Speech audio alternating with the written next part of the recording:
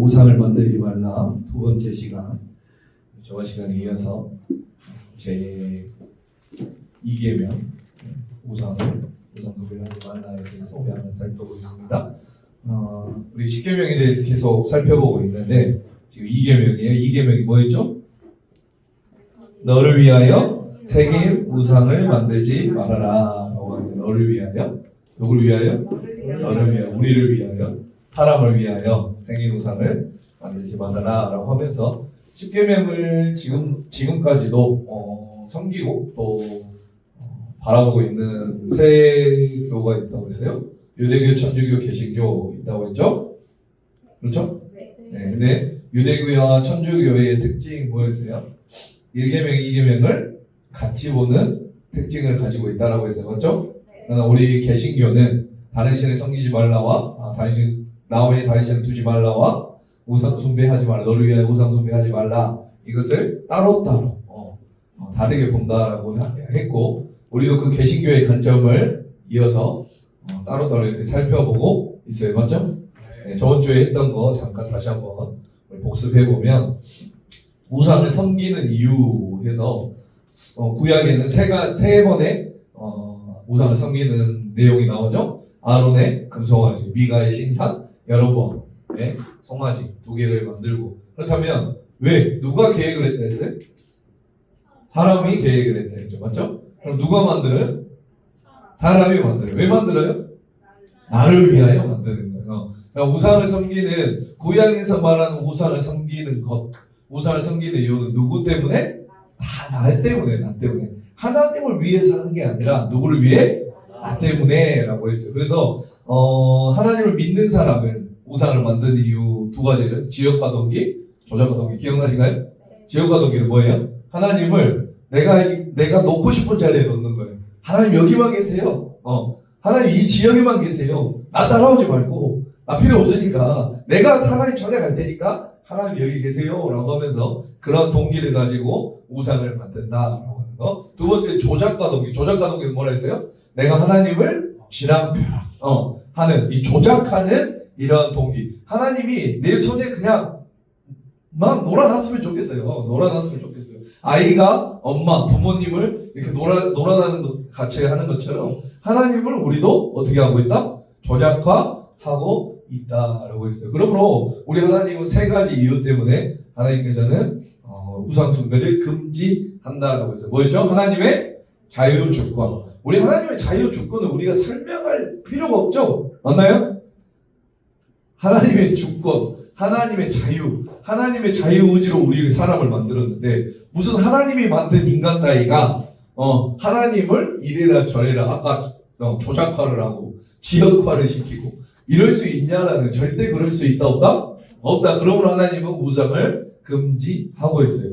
그리고 2번째는 이 피조물 따위, 우리 아무리 하나님이 아름답게 만든 이 세상의 모든 피조물, 뭐라 했어요? 가장 가치 있는 게 뭐라 했어요? 저번 시간에? 핑크 다이아몬드, 블루 다이아몬드처럼 어마어마한 가치가 있다고 할지라도 하나님과 비교가 돼야 안 돼요. 안 된다고 했어요. 그러면서 제가 저번 시간에 뭐라 했어요? 손흥민과 누구? 우리를 비교하면서 굉장히 기분이 나빴다라고. 기억나신가요? 네. 비교할 수 있는 사람을 비교해야지. 무슨 손흥민과 우리를 비교해요? 우리 죄송해요. 아무튼 비교 자체가 안 된다라는 거예요. 이 피조물과 하나님을 어떻게 비교하냐라는 거예요. 피조물은 누가 만드셨어요? 하나님이 만드셨는데 어떻게 그 만드신 하나님과 피조물을 비교할 수 있냐라는, 절대로 비교할 수 없어요. 그러므로 우상 숭배를 금지해요. 3번째가 뭐였죠? 질투하시는 하나님이기 때문에 우상 숭배를 하지 말라, 금지하는 이유. 그래서 우리가 질투하는 하나님에 대해서는 오늘 이 시간에 다시 한번 살펴본다 하고 여기서 마무리를 했던 거 기억나시죠? 그래서 우리가 이어서 한번 들어가 보도록 하겠습니다. 하나님이 우상 숭배를 금지한 이유 3번째 뭐죠? 하나님은 질투하시는 하나님. 질투하시는 하나님 때문에 우상 숭배를 하지 말라고요. 우리 출애굽 20장 5절을 다 같이 읽어보세요. 시작. 그것들에게 절하지 말며 그것들을 섬기지 말라. 내 하나님 여호와는 질투하는 하나님인즉 나를 미워하는 자의 죄를 갚되 아버지로부터 아들에게로 3, 4대까지 이렇게 여호와 하나님 무슨 하나님? 질투하는 하나님이다라고 말했어요. 이 질투라는 단어가 혹시 조금 우리가 느끼기에 좋은 올바른 단어예요? 조금 이상한 단어? 좀 이상하죠? 한번 볼게요. 부러워하는 거. 참, 이 질투라는 건 성경적으로도 나쁜 건데, 이 부러워하는 거와 질투는 큰 차이가 있어요. 맞죠? 자, 부러워하는 건 어떤 마음이에요? 어떤 사람이 서로를 샀어요. 우리, 윤희자매가 서로를 샀어요. 그러면, 우리 언니가, 찬송자매가 부러워하는 건 뭐예요? 나도 저속 갖고 싶다. 라고 하는 거예요. 질투하는 건 뭐예요? 저속 확 죽어버렸으면 좋겠다. 이게 질투하는 거. 부러워하는 거, 나도 저속 갖고 싶다. 너무 부럽다. 그런데 질투하는 거 뭐라고요? 저 죽어버렸으면 좋겠다. 죽었으면 좋겠다. 네, 그런 거예요. 제가 갖는 것보다 나도 못 가지니까 차라리 뭐 해버렸으면 좋겠다? 그래서 성경 말씀에도 이 질투를 아주 안 좋게 보고 그렇게 표현을 많이 해요. 가인이 아벨을 죽였을 때 뭐라고요? 왜 죽였어요?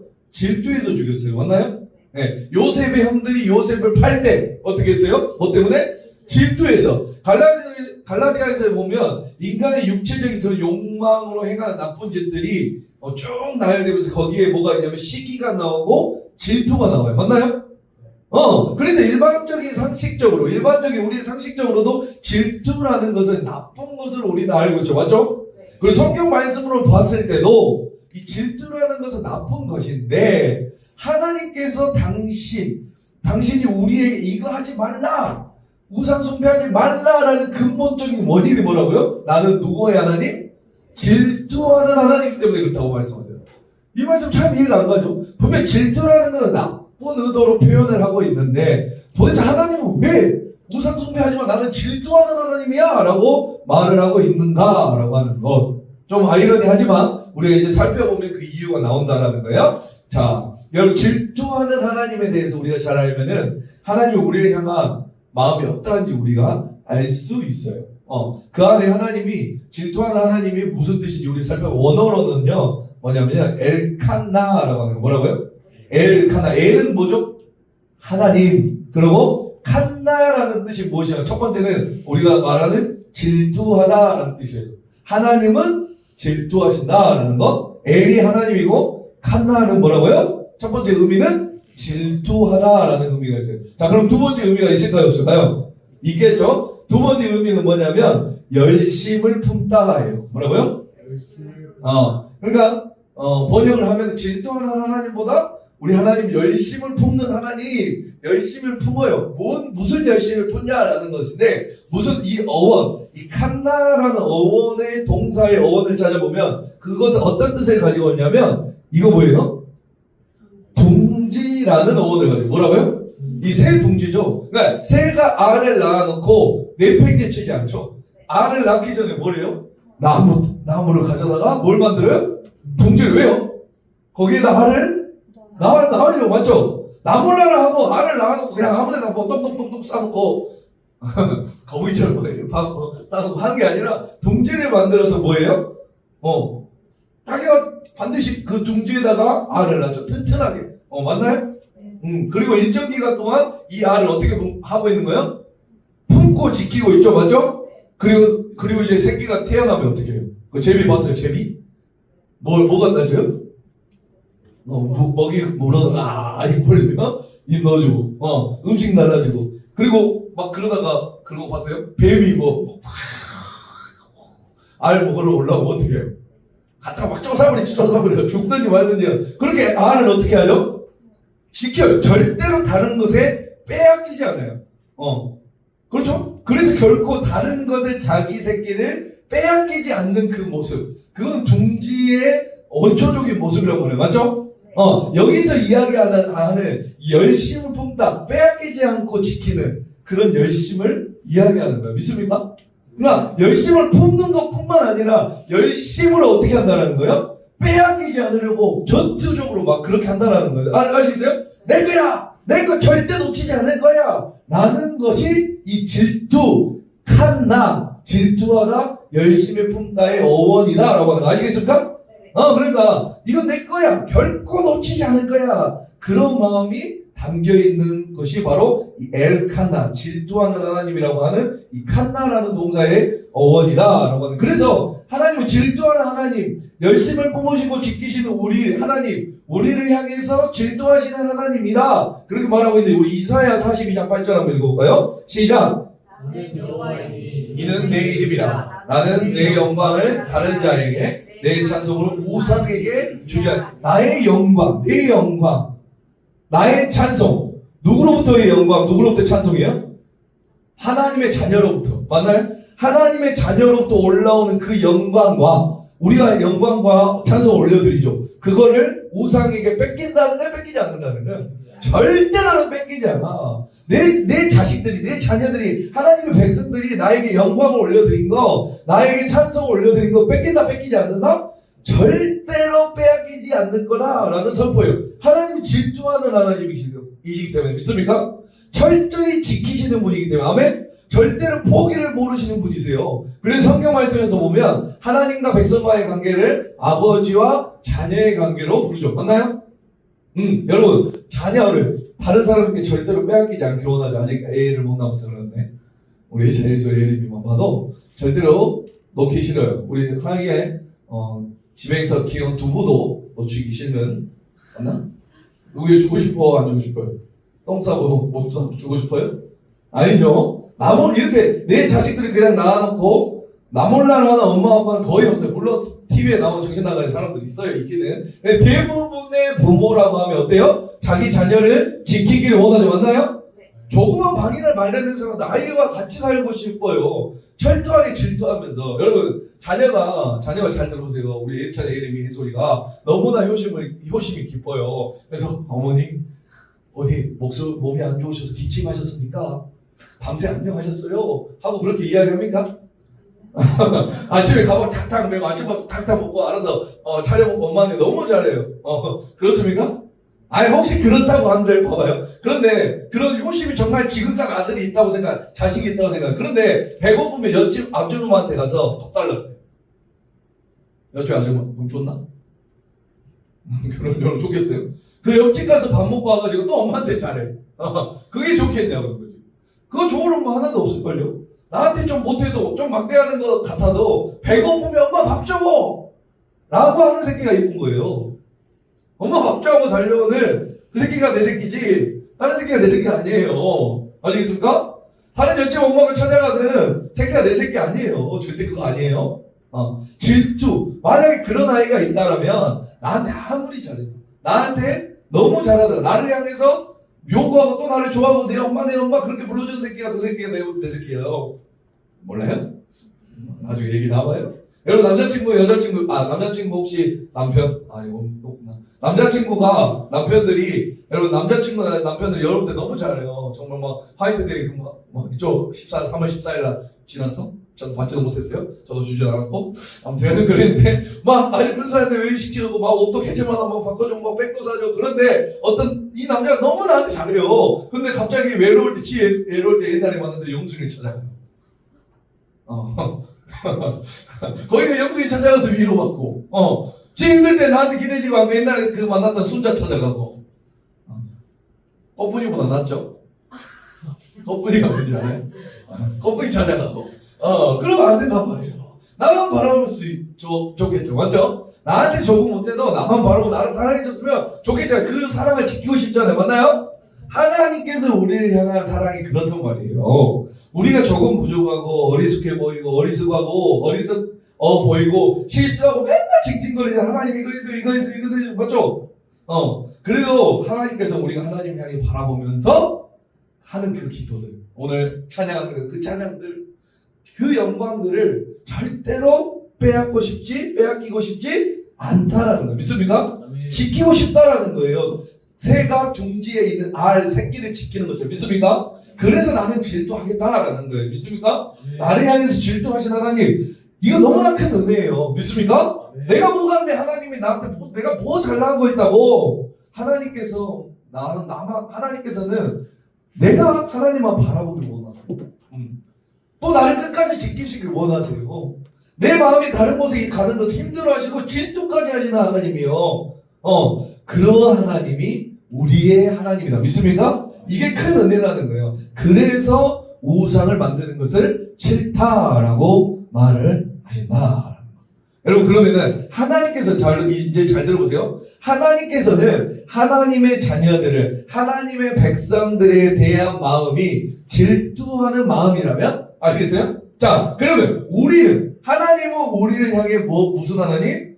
질투하시는 하나님, 끝까지 보호하고 싶은 하나님, 지키시고 싶은 그런 존재라면 우리는 하나님에 대해 어떻게 해야 될까요? 우리는 어떤 마음을 가져야 돼요? 하나님만 사랑. 아멘. 좋습니다. 우리 맞는데 예수님이 말씀하셨어요. 예수님 침노하는 자 믿습니까? 침노가 뭐예요? 침노? 천국은 누구라고 해요? 침노하는 자의 것이에요. 침노가 뭐예요? 막 침범하고, 맞나요? 쳐들어가고 막 빼앗고, 믿습니까? 이것을 질투하는 하나님이 우리를 향한 마음은 질투라면 우리는 하나님에 대한 마음은 뭐 해야 된다? 침노해야 돼요. 아멘. 침노해야 된단 말이에요. 다른 거 필요 없어요. 지금 내 삶 가운데 다른 거 필요 없어요. 저거 하나밖에 없어요. 다른 사람이 가져가기 전에 내가 빨리 가져갔으면 좋겠어요. 믿습니까? 내가 가서 쟁취했으면 좋겠어. 그런 마음을 사랑하는 마음으로 쟁취하고 침노하고 침범하고, 믿습니까? 누가 알기 전에 빨리 달려가서 나의 모든 것을 팔아 그것을 사버리고 싶다는 말이에요. 아멘. 하나님이라면 믿습니까? 이것이 하나님의 자녀들에 대한 아주 귀한 마음, 침노하는 마음이에요. 여러분, 영적인 것을 사모할 때 여러분 침노하는 마음이 있어야 됩니다. 여러분, 말씀을 사모할 때 침노하는 마음이 있어야 돼요. 이거 하나 내가 꼭 가지고 가리라. 아멘. 아멘입니다. 기도의 자리를 사모할 때 그 자리 침노하는 마음으로 달려올 줄 알아야 돼요. 우리 5월 6일 잘 해보세요. 저는 다른 거에 욕심 없습니다. 저는 다른 거에 욕심 없는데 이 영적인 것에 욕심이 좀 많아요. 저 다른 거에 욕심 없어요. 돈도 별로 욕심 없고 우리 사모님 알아요. 근데 볼게요. 거룩한 욕심이다라는 저는 그렇게 생각해요. 거룩한 욕심. 여러분도 그러길 바랍니다. 저는 영적인 것이 너무 사모돼요. 하나의 말씀 더 알았으면 좋겠고 더 깨달았으면 좋겠고, 믿습니까? 기도 자리에서 여러분들 나도 포함 여러분들도 그랬으면 좋겠어요. 나는 여러분보다 훨씬 더 많이 은혜 받았으면 좋겠어요. 죄송합니다. 어쩔 수 없어요. 그러든가 여러분도. 내가 정말로 다른 사람보다 어떤 다른 목사보다 저는 영성이 충만했으면 좋겠는 사람 중에 한 사람이 믿습니까? 왜 그런지 아세요? 왜 그런지 그 자리, 내가 침노하는 그런 영적인 자리 안에 바로 뭐가 있냐면 생명이 있기 때문에, 믿습니까? 생명이 있어요. 다른 거 어디에서 찾으려고 하지 말고 생명, 믿습니까? 우리 삶에 필요한 생명은 그러한 것에 있다라는 거예요. 그렇게 해서 생기가 넘치고 생명이 넘치는 그런 사람이 돼야 여러분 다른 사람보다 정말 생기 있는 영향력이 있는 생명력이 그런 사람을 살아갈 수 있는 거예요. 여러분 다른 거에 침노하시기 마시기 바랍니다. 세일한다고 아침부터 줄 서지 마세요. 왜 그런 거는 침노해가지고 아침부터 줄 서고 막 텐트 치고 줄 서 있고 막 아이돌 한다고 막 앞에서 그러지 마시라고요. 아멘입니다. 은혜 받는 자리, 아멘. 이 자리, 예배 있는 자리, 하나님의 응답 있는 자리, 폭포수처럼 부어지는 복이 있는 자리를 사모하시길 바랍니다. 그게 지혜로운 사람이에요. 지혜로운 사람. 하나님께서 우리 질투하시고 우리는 뭐 해야 된다? 침노해야 된다. 아멘. 자꾸 침략하고 그렇게 우리가 살아야 된다. 침노하는 거 이해가시죠? 자, 그렇다면 오늘날 우상 숭배는 이제 무엇일까? 우리 저번 시간하고 더 조금 이어져 가는데 끊어져서 그러는데 같이 있어야 되는데, 아무튼 자, 오늘날 우상 숭배는 무엇일까요? 우리가 지금까지 우상 숭배를 생각하면 어떤 상을 만들어 너를 위한 생일 우상을 어떤 상을 만들어 놓고 또 자기 몸속에 뭐 부적을 붙여놓고 가지고 다니고 뭐 그런 것만 생각했죠, 맞죠? 오늘날 근데 그렇게 하는 사람도 뭐 물론 있어요. 그렇다 하지만 많지는 않잖아요, 맞죠? 여기에서 지갑에다 부적 넣고 다닌다. 핸드폰 없어. 있을 수 있을 것 같은데. 없어요? 집에 부처상이 있는 사람. 아니 천주교는 막 마리아 이거 걸어놓고 막 예수님 막 십자가 막 이상한 거 해놓고 막 이거 맞나요? 거기 앉아서 우리가 기도하고 그렇지는 않잖아요, 맞죠? 그렇지 않는데 우리가 하나님께서 우상 숭배하지 말아라고 하신 말씀 통해서 이번 다시 한번 의미를 보니까 이것은 비단 그냥 어떤 상, 어떤 부적 어떤 우리가 보이는 것, 그것을 만드는 것, 그것을 가지고 다니는 것 문제뿐만 아니라 우리 마음속에 뭐라고요? 누구 마음속에?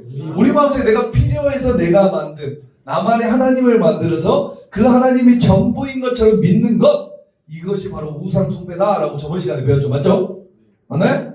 하나님을 믿습니다. 우리도 하나님의 이름을 부르고 하나님을 찬양하고 모든 신앙생활 흐트럼 없이, 그런데 내 마음속에 하나님은 이런 하나님이야 라는 하나님이 있어요. 잘 그냥 볼게요.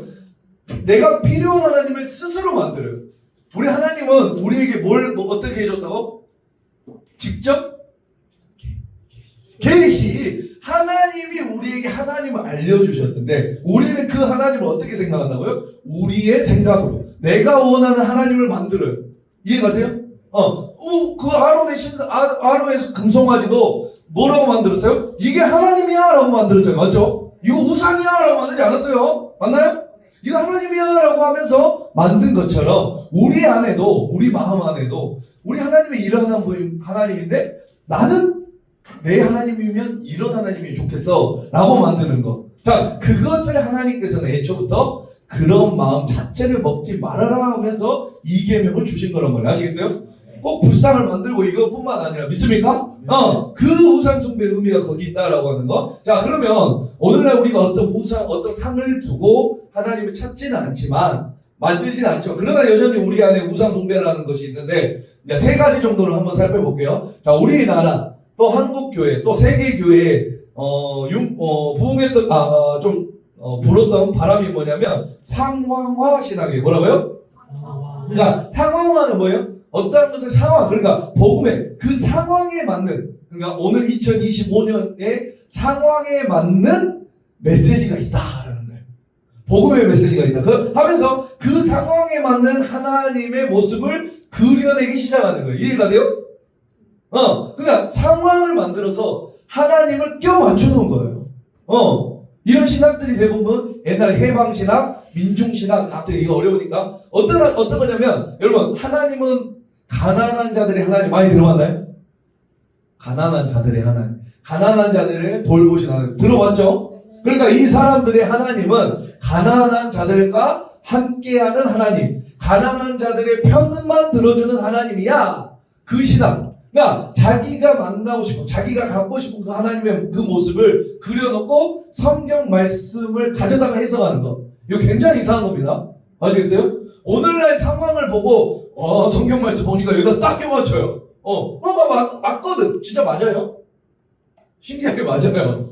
안 맞는 게 아니란 말이에요. 그런 하나님. 그러니까 해석이 돼요. 그런데 성경 말씀 속에서 하나님께서는 물론 가난한 자들을 더욱 사랑하시고 더욱 많이 신경 쓰는 거는 맞습니다. 분명해요. 아니라는 거 아니에요. 그러나 하나님께서 항상 가난한 자들의 편을 드시지는 않았어요.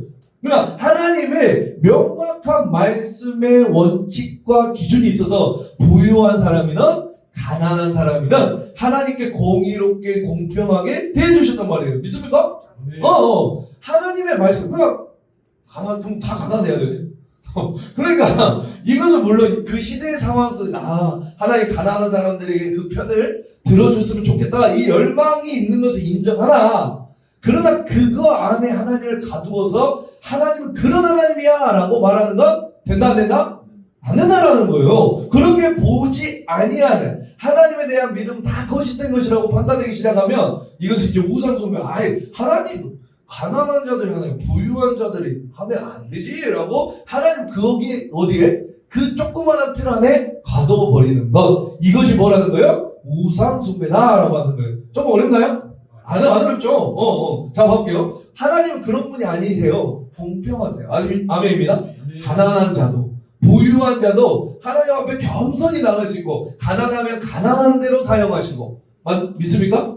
보유하면 보유한 대로 하나님이 쓰임 받을 수 있는 것, 그것이 성경이 말하는 하나님의 모습인데, 우리는 어떤다고? 아이고, 우리 하나님, 우리나라도 그랬잖아요. 우리가 가난하니까 하나님, 우리 가난하니까 가난한 자를 사랑하시는 하나님 우리에게 더 사랑해 주실 거야 라는 그런 것들이 바로 우상의 모습이다 라고 하는 것. 믿습니까? 네. 또 우리들의 이상한 신학이 하나 있는데, 우리 이것 많이 들었어요. 무슨 신앙이야? 번영신앙. 뭐라고요? 번영신앙이 뭐예요? 하나님을 잘 믿으면 축복을 받고 물질적인 축복을 받고 이 땅에서도 복을 받는다. 이게 번영신앙이에요. 그러니까 하나님을 믿으면 뭐 한다는 거야? 복 받는다. 특히 우리나라는 돈이면 돌아버리니까 돈 하나님을 믿으면 어떻게 된다? 물질의 축복을 받는다. 맞나요? 맞아요? 그렇게 되기를 원하는 거예요.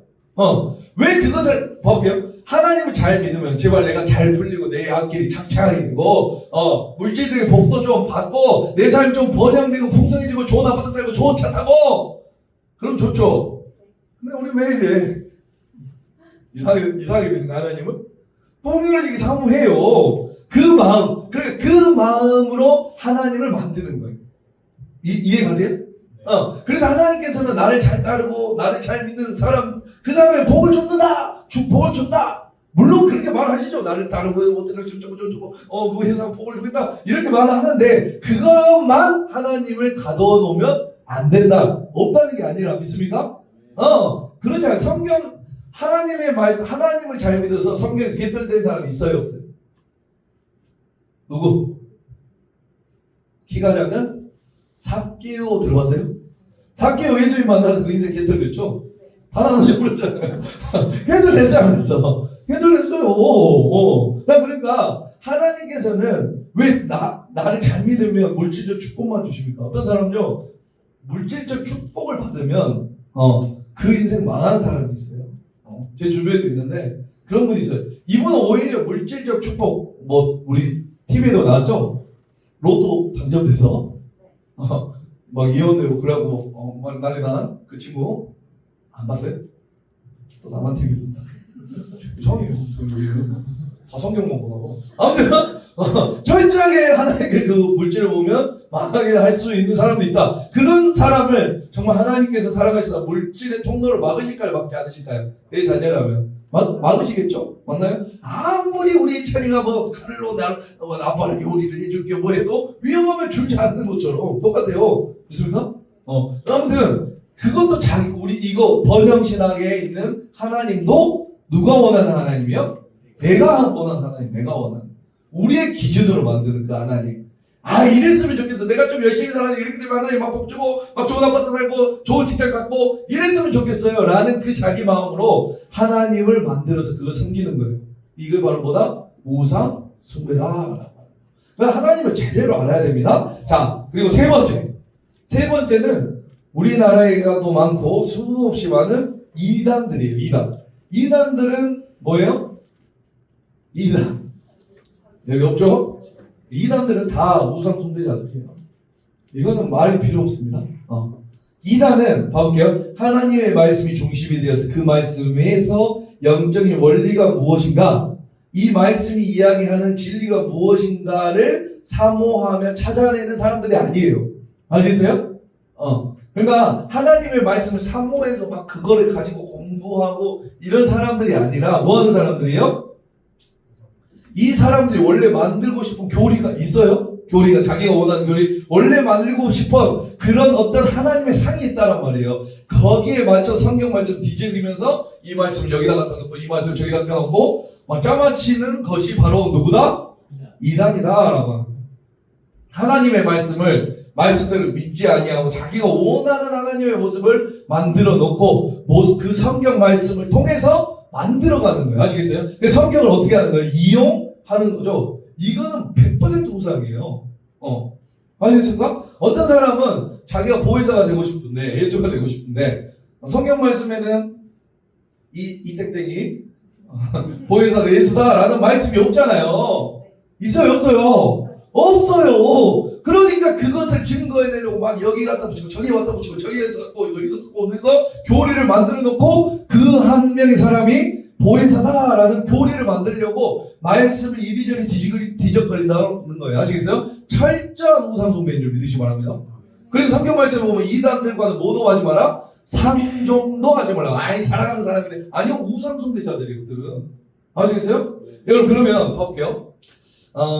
이 사람들, 이단들이 하는 말은 참말이에요, 거짓말이에요? 참말이라고 생각하는 사람. 아니 참말도 있지 않습니까? 참말. 자, 거짓말이라고 생각. 그럼 이게 뭐예요? 중도요? 그럼 안 돼. 좌파도 우파도 하나 정할게. 나는 참말인 것 같다. 참말도 있지 않냐? 거짓말이다. 다 거짓말이다. 자, 둘 다 틀렸어요. 이 사람들은 말은 무슨 말이냐? 개소리입니다. 죄송해요. 설교 말씀이란 진짜 개소리예요. 왜냐하면 참말도 아니고 거짓말도 아니고. 이 사람들의 사람 무슨 소리? 개소리. 그 사람들 말에 참말도 있어요. 거짓말도 있어요. 거짓말만 하는 게 아니라 참말도 말해요. 자, 그런데 여러분 봐볼게요. 잘 생각해서. 참말하는 사람들 많죠? 우리 주위에서 참말하는 사람 많아요?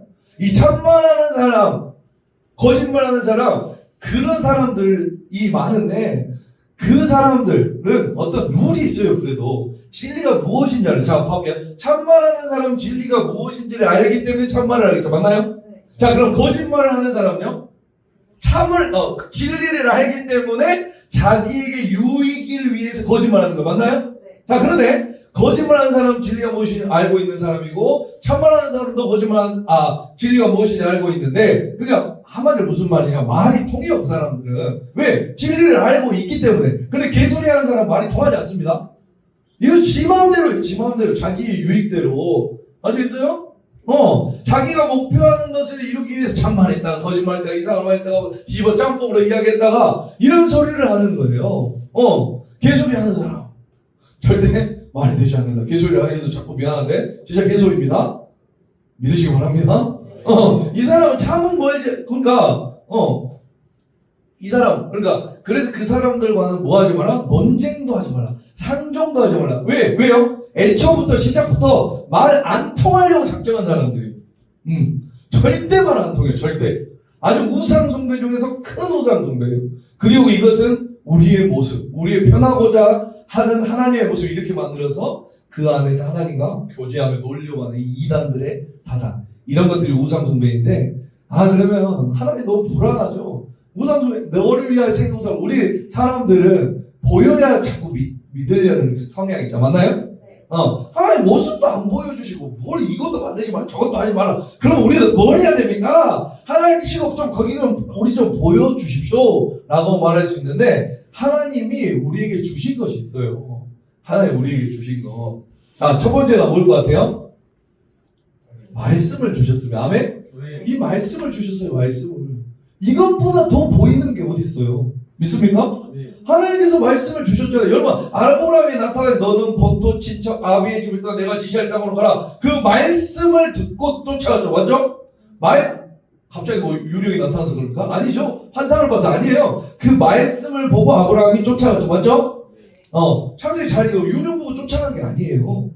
밤에 괜히 뭐가 나타나서 내가 내일은 여기 있느니라 내일은 동쪽으로 가리. 이런 유령 보고 가는 것이 아니라 하나님께서 약속하신 그 뭐 붙들고? 말씀 붙들고 갔단 말이에요. 말씀을 쫓아가다 보니 약속의 땅에 가 있었다라는 거. 하나님께서 그러니까 너는 다른 우상을 만들지 말고 우리에게 그럼 내가 줄 테니까 뭘 줬다? 말씀을 줬다. 믿습니까? 이제 보여요? 믿을 수 있겠어? 아직도 안 되겠어? 그래, 말씀 좀 어려울 수 있어요. 말씀은 어려울 수 있어. 맞죠? 어떤 말씀이 이해가 잘 안 가죠. 많이 그렇다고 들어서. 이건 너무 다 읽기도 너무 힘들지 않나요? 맞죠? 하나님의 모습을 좀 진짜 딱 보여줬으면 좋겠는데 그래서 하나님께서 우리에게 주신 게 뭐예요? 예수님을 보내주셨어요. 믿습니까? 네. 예수님 말씀이 육신이 되어 우리 가운데가. 그냥 말씀 너무 어렵잖아요. 히브리 멜라가 너무 어려워요. 이해가 안 가요. 잠깐 하는데 어려우니까 말씀이신 예수님을 어떻게 보여줘? 시각 시청각 자료로 누굴 보내줬어요? 예수님 딱 보내주죠. 이게 말씀이야. 예수님 믿어. 라고 하는 거 얼마나 좋습니까? 아멘? 하나님, 그러니까 예수님을 우리가 잘 알고 예수님을 만나면 우리 하나님을 만나는 거와 똑같은 거예요. 믿습니까? 우리의 말씀을 통해서 하나님의 마음이 잘 안 보여요. 내 마음이 어두워져서 가려져서 하나님의 말씀 잘 안 보여요? 그러면 예수님의 마음을 보면 정확하게 하나님의 마음을 알 수 있어요. 믿습니까? 예수님께서 우리에게 그 하나님의 마음을 보여주셨어요. 그리고 어떻게 살아가는지를 우리 예수님이 보여주셨어요. 네. 그런데 목사님, 예수님 지금 부활하시면 안 보이지 않습니까? 계시다. 지금 안 계시잖아요. 해서 그래서 하나님이 또 주신 것이 뭐일까요? 아멘. 성령님이에요. 성령. 믿습니까? 성령님께서도 우리에게 중요한 세 가지를 첫 번째 뭡니까? 생각나게 해주세요. 아멘. 성령께서 해주신 첫 번째 사항이 생각나게 해주신다고 예수 그리스도를 통해서 말씀하신 예수님이 이 땅에 오셔서 우리에게 선포하신 그 말씀이 생각나게 해주세요. 아멘입니다. 갑자기 자다가 갑자기 어려운 일이 있으면 두려워 말라 내가 너를 인도하겠다. 말씀 생각나요? 안 나요? 안 나요? 말씀 생각나죠? 맞죠? 갑자기 그 말씀이 생각나요. 그래서 그 말씀 붙들고 내가 다시 힘을 얻고 성령께서 첫 번째 하는 것이 무엇이라고요? 생각나게. 두 번째는 우리 진리의 말씀을 이해하게 해줍니다. 뭐라고요? 이해하게. 아무리 읽어도 아무리 봐도 이해가 안 갔던 말씀이 성령께서 우리에게 임하시니 그 말씀이 이해가 되어 한 구절 한 구절 말씀이 믿어지는 거예요. 그래서 죄송하지만 여기 설교 시간에 자꾸 이해가 안 가고 뭔 말인지 모르겠다라고 하면 누구한테 해야 돼요? 셀장한테 하는 것이 아니에요. 셀장한테 물어봐도 그 가문의 그 마음이에요. 뭐 해야 돼? 말씀 듣기 전에 성령님 생각나게 해주시고 이해하게 해주시고 아멘? 좀 어렵더라도 내가 좀 이거 하나만 이해하게 해주세요 하고 해야지. 나는 어차피 안 들린 게 있으면 안 돼요. 셀장 몰라요? 다시 한번 말합니다. 여러분과 별반 다를 거 없습니다. 셀장들도 아시겠죠? 아멘. 그러니까 꼭 오시기 전에 이해가 안 가고 좀 졸리기만 하고 막 정말로 어려워. 그러면 누구에게 기도해야 된다? 성령님께 기도해야 돼요. 이해되게 해주세요. 그럼 들릴 줄 믿습니다. 자, 세 번째 말씀 행할 능력을 주세요. 아멘입니다. 우리가 이 생각도 났어요. 이해하게 해주셨어요. 그렇죠? 그런데 우리는 이 생각하고 이해해서 멈추는 것이 아니라 어떻게 해야 되죠? 살아내야 되죠. 맞나요? 말씀 아무리 알아도 우리가 행할 능력이 없어요. 깨달아졌어요. 행해지지 않아요. 그 마음에 항상 우리는 죄책감이 있죠. 성령께서 우리에게 임하시니까 우리가 그 말씀을 따라 살아갈 능력이 생기는 거예요. 아멘. 그것도 누가 해주신 거다? 성령님이 해주신 거다. 아멘입니다. 내가 깨달아졌어요. 깨달아는 것에 멈추지 말고 내가 행해야 된다는 말이야. 믿습니까? 그러니까 우리가 그래서 여러분 예수님을 잘 믿게 되면요 1년, 2년, 3년, 4년, 5년, 6년 지나게 되면 여러분 말씀대로 사는 것이 훨씬 쉽습니다. 아멘? 진짜예요. 안 그래? 오히려 말씀에서 어긋나서 살려고 하면 괴로워요. 말씀이 분명히 그랬는데 내가 그래도 모른 체하고 다른 애 했을 때 옛날에 그냥 그러려니 했는데 막 성령 충만하고 말씀대로 살아가는 것이 내 것이 되면 어떻게 된다? 그냥 하나님의 말씀대로 살아가는 것이 자연스럽게 된 줄 믿습니다. 그래서 아직 안 되면 나중에는 그렇게 될지어다 하고 좀 더 기다리시기 바랍니다. 그것이 성령께서 우리를 인도해 주신 증거예요. 죄 지으려고 해도 안 지어져요. 술 마시려고 해도 안 마셔져요. 진짜 그래요. 저 술은 생스토리 마셔봤어요? 두 병 가서 바로 4발씩 해봤어요? 해봤을 수도 있지. 그 정도로 마셨던 사람이에요. 근데 생각나게도 안 해요. 먹고 싶은 마음도 없어요. 그래요? 아멘. 그래서 지옥 가고 싶어도 우리는 지옥 갈 수 없는 사람. 성령 받은 사람. 예수 만나고 성령 받은 사람. 이 사람들은 우리는 지옥 가기 걸렸다. 아시겠어요? 지옥 가고 싶어도 못 간다. 왜냐면 우상 대신에 다시 한번 말합니다. 하나님이 우리에게는 우상 대신에 그 우상 섬기지 말고 다른 이름으로 우상을 만들지 말고 우리에게 주신 것은 뭐라고요? 말씀이고 예수님이고 성령님이고 가라고요. 당황했어? 그래요? 아무튼 우리 하나님은 이런 것을 우리에게 주셨기 때문에 우리는 우상이 필요 없다. 아멘입니다. 우상 만들려고 생각하지만 그 만들 시간에 뭘 봐라? 하나님의 말씀 봐도 충분하다. 그러면 하나님이 있는 것을 충분히 알 수 있다. 두려워할 거 없다. 말씀 마무리하겠습니다. 여러분 혹시 애운길이라는 말 들어봤어요? 애운길 안 들어봤죠? 애운길이라는 말은 뭐냐면 이 지름길의 반대말이 애운길이에요. 그러니까 지름길은 뭐죠?